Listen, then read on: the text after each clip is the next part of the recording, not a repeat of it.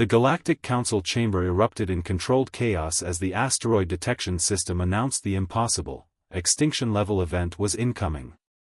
The massive space rock, moving at relativistic speeds, would impact the primary worlds within 47 days. Trillions of lives hung in the balance. Species representatives from across the galaxy gathered in emergency session. The Vortec proposed immediate evacuation protocols.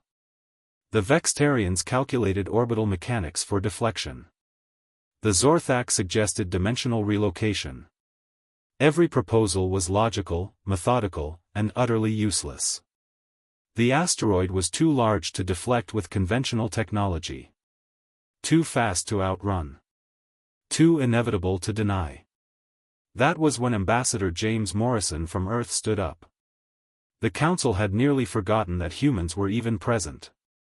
Humanity had only recently joined the Federation, a primitive species by galactic standards. They had no advanced technology to contribute. No ancient wisdom. No proven survival strategies beyond their Death World background. "I have a proposal," James said calmly. The Council Prime, a crystalline Vextarian named Char9, granted the floor with obvious reluctance.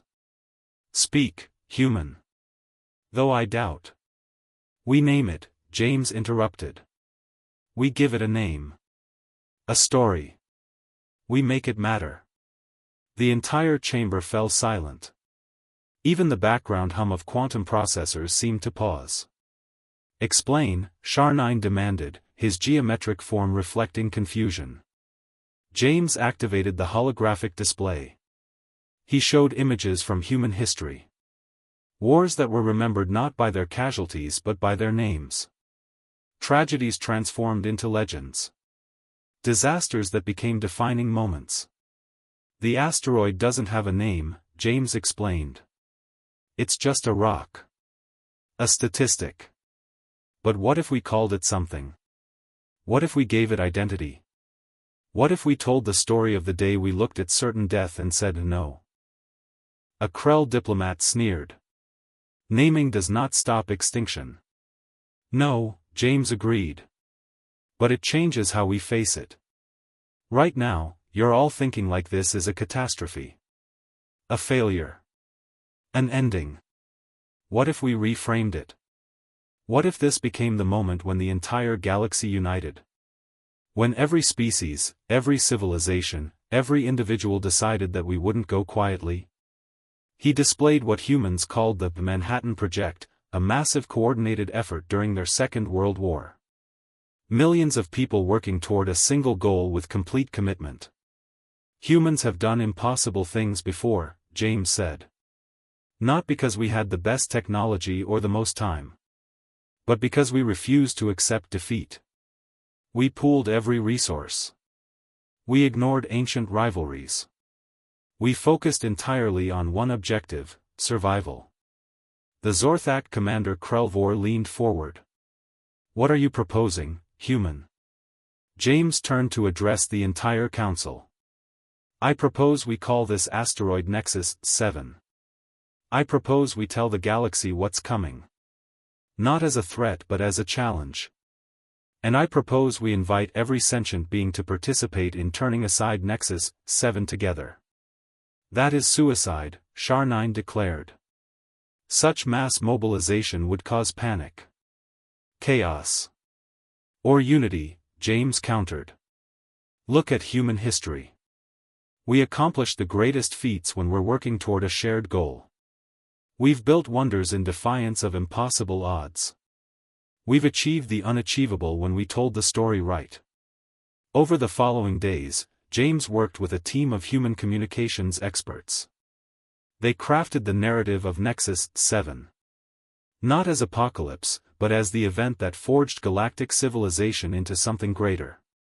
They told the story of 1 trillion beings, from 1 million species, standing together against the void. The response was extraordinary. Species that had never cooperated before began sharing technology.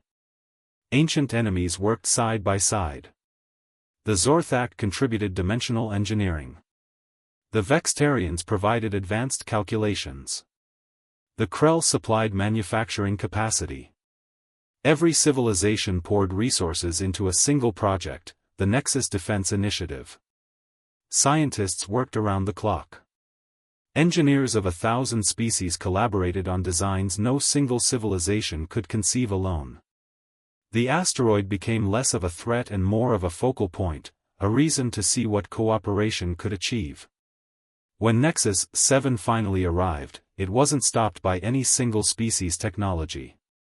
It was diverted by a network of deflection stations built across 47 star systems. Each one designed by different species, each one contributing their unique expertise. As the asteroid sailed past, missing the primary worlds by a margin of kilometers, the entire galaxy held its breath. Then they exploded into celebration. In the aftermath, when historians looked back at this moment, they didn't call it the day the asteroid missed.